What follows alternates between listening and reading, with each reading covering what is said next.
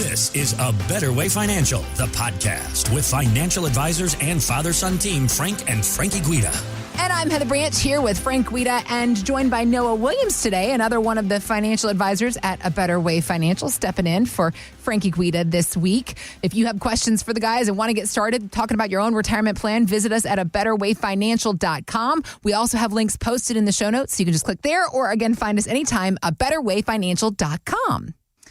All right, I can't believe the next few words that are about to come out of my mouth, but here it is. The NFL world is different than the real world because when you're playing football, you get to your 30s, you're considered old.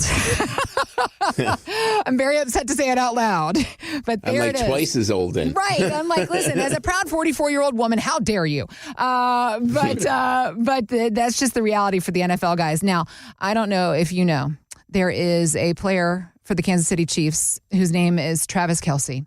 He has been on the lips of every teenager across America because of this. There's this girlfriend that he has. You may have heard of her as well. Actually, Noah, before we get to this whole conversation about Travis's retirement conversation, what were you just telling me off the air? You and your fiance, is that right? Your girlfriend? Yes, my fiance. Okay. Yeah, we went to see a Taylor Swift concert, and I had to show up in a Travis Kelce jersey because I had to wear some type of, outfit for Taylor Swift.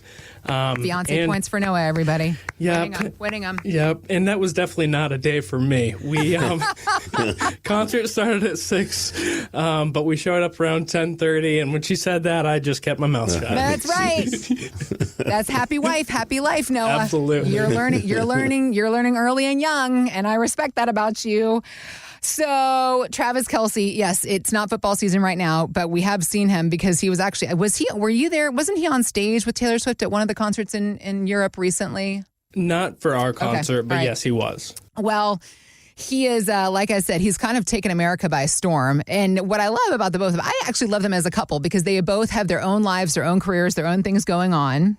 Of course, we know Travis and his brother for being, the brothers that played against each other in the Super Bowl. But what's interesting is the conversations. Now he's got his third Super Bowl ring. The conversations about when is he going to retire himself.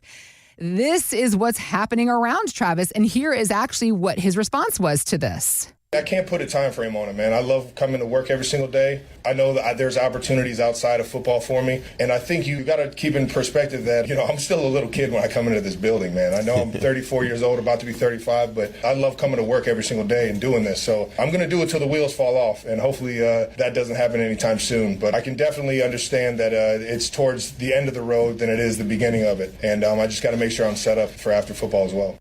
I understand his perspective. Of course, being an NFL player like he is, it's got to be a lot of fun. And you want to do it till the wheels fall off. Most professional athletes do, whatever sport they're playing. But fellas, for folks that are coming to you, we've worked hard, we've saved, we're 65 years old, we're entering into the office saying, let's get to work figuring out this plan because thinking about working until the wheels fall off, that's not a good plan for any one of us to have. So how do you help folks decide when they need to throw in their own towel?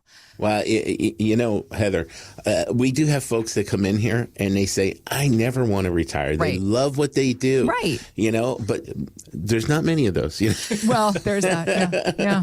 There's a whole slew of folks that come in here and say, I want to be done. I want to be done. Mm-hmm. Can I be done? Please tell me I can be done. Because these poor folks, they've been working hard their whole lives. Yeah. And then they get that the layoff thing going, and now they're doing 2 people's jobs, and then they're doing 3 people's jobs. Yeah. And the stress, and sometimes the corporation gets taken over, and they got new boss. That the boss is not a nice person. Yeah. And they just want to know that they can be done if they want to. Right. And even the folks that don't want to retire.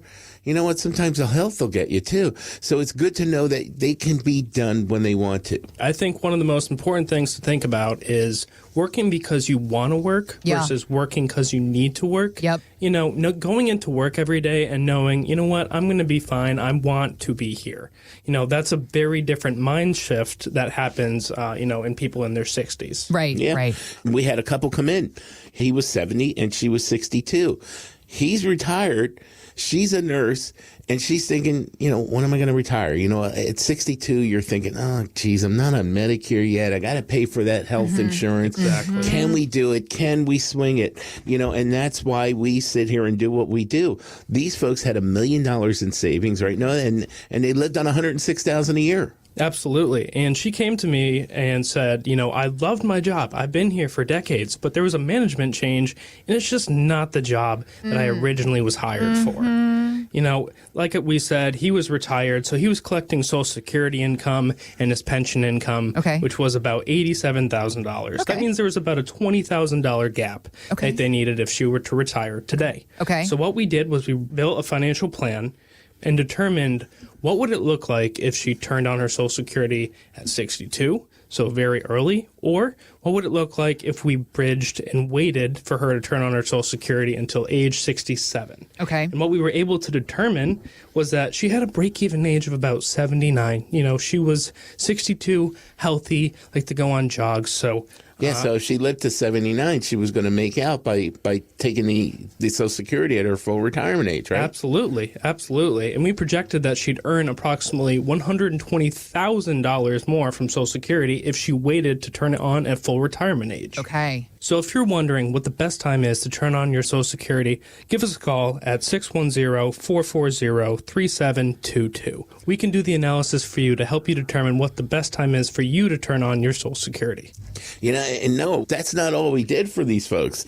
I mean, we looked at their risk they had in their portfolio, and they weren't even aware how much risk they had. No. If the markets dropped like they did in 2008, their portfolio would go down 40%. Yikes. And they were not happy with that. I mean, you look at 40% of $1 million, you're looking at $1 million turning to $600,000 in a fairly quickly amount of time.